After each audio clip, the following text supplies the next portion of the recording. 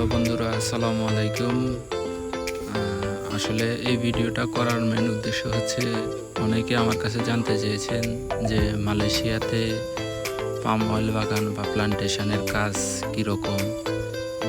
কীরকম হয়, আর হচ্ছে প্লান্টেশনে মানুষ কিভাবে কাজ করে, পাম অয়েল তেল কীভাবে উৎপাদন করা হয়, পাম অয়েল বাগান কীরকম, এই সবগুলো নিয়ে আসলে অনেক বন্ধুবান্ধব প্লাস হচ্ছে আত্মীয় স্বজন বা যারা নতুন মালয়েশিয়াতে আসতে চাইতেছে প্লান্টেশনের কাজে বা পাম অয়েল বাগানের কাজে কীভাবে আসতে চাইতেছে, কীভাবে কাজ করে লোকজন, তা দেখার জন্য চাইছিল। তো এই কারণে আসলে ভিডিওটা ক্রিয়েট করা। তো আজ আমরা চেষ্টা করব যে মালয়েশিয়া পাম অয়েল বাগানে কীভাবে মানুষ কাজ করে, পাম অয়েল বাগানের তেল কীভাবে উৎপাদন করা হয়, A to Z palm oil তেল, মালয়েশিয়ার পাম অয়েল তেল কীভাবে মানুষ কাজ করে, কীভাবে উৎপাদন করা হয়, সবগুলো ইনশাল্লাহ আমি চেষ্টা করব এক ভিডিওর মাধ্যমে আপনাদের দেখানোর জন্য। আমরা বর্তমানে জোহর বারো ডিস্ট্রিক্টের চা থানা একটা কোম্পানি আসিজায়া প্লান্টেশন, এই কোম্পানিতে আছি। এই যে আমরা মনে করেন ঢুকছি কোম্পানির ভিতরে, এই হচ্ছে কোম্পানি, এই হচ্ছে পাম অয়েল বাগানের মেন। এগুলো হচ্ছে পাম অয়েল গাছ, দেখতে অনেকটা খেজুর গাছের মতোই বলতে পারেন, কিন্তু পাম অয়েলের গাছ এটা এই গাছের মতোই, কিন্তু দেখতে খেজুর গাছের মতোই, পাতাটা নারিকেল গাছের পাতার মতোই। তো আমি চেষ্টা করব সব কিছু আপনাদের কাছে দেখানোর জন্য, যে কিভাবে এই গাছের ফলগুলা কাটা হয়, কিভাবে বের করা হয়, এই ফলগুলা কিভাবে ফ্যাক্টরি পর্যন্ত নিয়ে যাওয়া হয়, তারপরে কিভাবে তেল তৈরি হয় এটা থেকে, পাম অয়েলের তেল অথবা সয়াবিন তেল কীভাবে তৈরি হয় আমি ইনশাল্লাহ দেখানোর চেষ্টা করব। তো এ হচ্ছে পাম অয়েল বাগান, আপনারা দেখতে পাচ্ছেন যে আমরা মূলত পাম অয়েল বাগানের ভিতর দিয়ে যাইতেছি। সবাই দেখবেন ফুল ভিডিওটা, আর অবশ্যই সবাই শেয়ার করবেন যারা নতুন মালয়েশিয়াতে প্লান্টেশন কাজে আসতেছে, তাদের জন্য এই ভিডিওটা তৈরি করা। অনেকে কাজ দেখতে চাই, তো আমি সরাসরি কোম্পানিতে এসে ভিডিও করে ইনশাল্লাহ আপনাদেরকে দেখানোর চেষ্টা করব কিভাবে তৈরি করে, কিভাবে মানুষ কি কাজ করে, কিভাবে করতে হয় সবগুলো ইনশাল্লাহ দেখানোর চেষ্টা করব। তো এই কোম্পানিতে হচ্ছে পুরাটাই হচ্ছে পাম অয়েল বাগান। আপনারা দেখতে পাচ্ছেন এই যে সিস্টেমটা কীভাবে পাম অয়েল বাগান। এগুলো একটু বড় গাছ, বড় বলতে এগুলো বড় না, মূলত মাঝারি সাইজের গাছ বাম সাইডেরগুলো,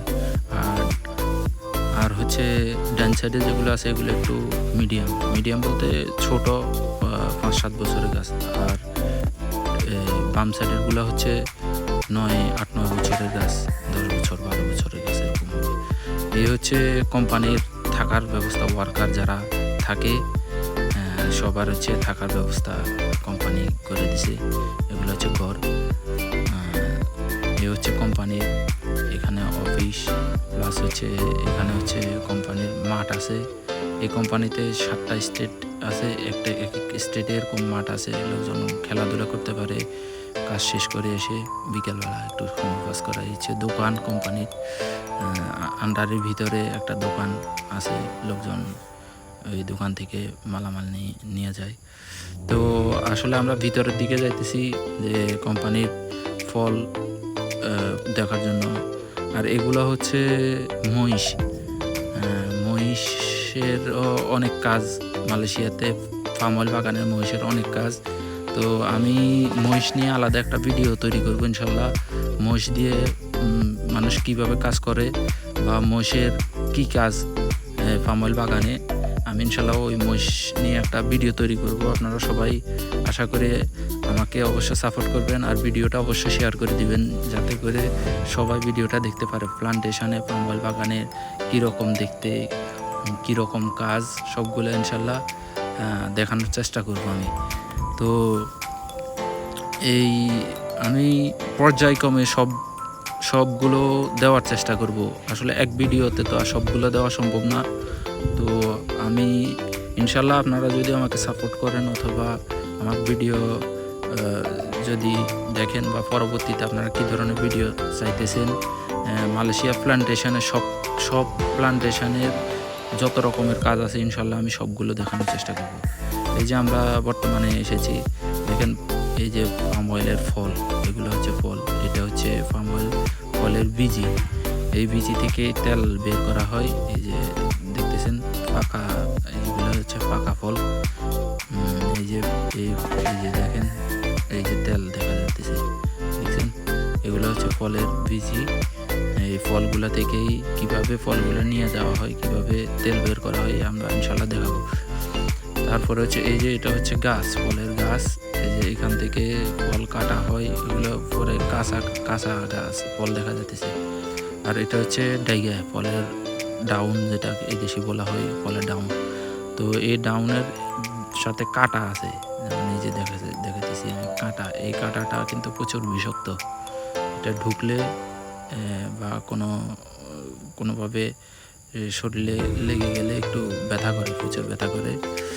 তো এই যে লোকজন অনেকে ফল কাটা হয়েছে, কাইটা বাইর করে রেখেছে। কালকে হয়তো এই ফলটা নিয়ে যাওয়া হবে এই ফ্যাক্টরিতে নিয়ে যাওয়ার পরে ওইখানে প্যাকেজিং করে ওরা ঠিক করে তেল তৈরি করার পরে হচ্ছে কিভাবে কি করে আমি আসলে বিস্তারিত সব কিছু আপনাদেরকে আস্তে আস্তে ধীরে ধীরে সব কিছু দেখাবো। তবে সেজন্য অবশ্যই আমাকে সাপোর্ট করতে হবে। অবশ্যই আপনারা কমেন্টের মাধ্যমে জানাবেন যে আপনারা কী ধরনের পাম অয়েল বাগানে কী ধরনের ভিডিও দেখতে চান। আমি আস্তে ধীরে ধীরে সবগুলো ভিডিও আমি তৈরি করব ইনশাল্লাহ, যদি আপনারা সাপোর্ট করেন।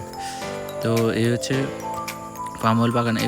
এগুলা হচ্ছে তেমন বড় বাগান না, ছোট বাগান। অনেক বড় 30-35 ফুটের, 20 ফুট 25 ফুটের গাছও আছে। তো আমি ধীরে ধীরে ইনশাল্লাহ সবগুলোই দেখাবো, কিভাবে ফলটা নিয়ে যাওয়া হয়, কিভাবে বাইর করা হয়, কিভাবে কাটা হয়, সরাসরি আমি ইনশাল্লাহ দেখাবো এগুলা। আসলে এই ভিডিওটা তৈরি করতে এখন আমি তো বিকেল হয়ে গেছে, এখানে আসছি। বিকেল হওয়ার কারণে আসলে লোকজন সবাই কাটা শেষ হয়ে গেছে, আর তো বাইর করাও শেষ হয়ে গেছে। এখন মূলত এই যে আমার ডান পাশে এটা হচ্ছে নারিকেল বাগান। এই কোম্পানির নারিকেল বাগানও আছে। তো আমি আসলে নারিকেল বাগান নিয়েও আলাদা একটা ভিডিও তৈরি করব।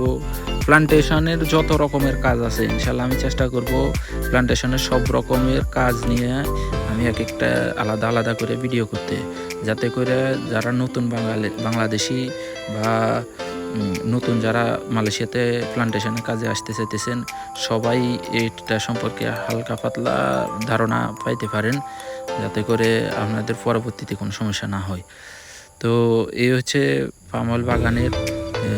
তো আমি আসলে বিকালের কারণে মূলত লোকজন কাটা শেষ। তো আমি ইনশাল্লাহ চেষ্টা করব পরবর্তী যে ভিডিওটা তৈরি করতে, ওইখানে আমি কিভাবে বাইর করে, প্লাস হচ্ছে এগুলো কিভাবে লোডিং করে কিভাবে নিয়ে যায় ফ্যাক্টরি পর্যন্ত, আমি সব দেখানোর চেষ্টা করব। এই যে তবে পাম অয়েল বাগানের ভিতরে পরিবেশটা কিন্তু অত্যন্ত দারুণ। দেখেন এই যে পরিবেশগুলো দেখতে। আর মালয়েশিয়া হচ্ছে পাহাড়ি অঞ্চল। আসলে আমি আসার কিছুক্ষণ আগে বৃষ্টি হয়েছে। তো এখানে মালয়েশিয়াতে প্রচুর পরিমাণ বৃষ্টি হয়। বৃষ্টি হয় বলতে কখন বৃষ্টি হয় এটার কোনো ঠিক। এই যে এগুলো হচ্ছে ছোট গাছ, এগুলা আপনার মানে মাত্র কিছুদিন আগেই, এখনও পুরোপুরি এই ব্লগটা পুরোপুরি কমপ্লিট করা হয় নাই। তো এগুলা মাত্রই কিছুদিন হয়েছে লাগাইছে। আর এগুলো হচ্ছে বড় গাছ, এগুলো নারিকেল বাগান, এটাও ছোট।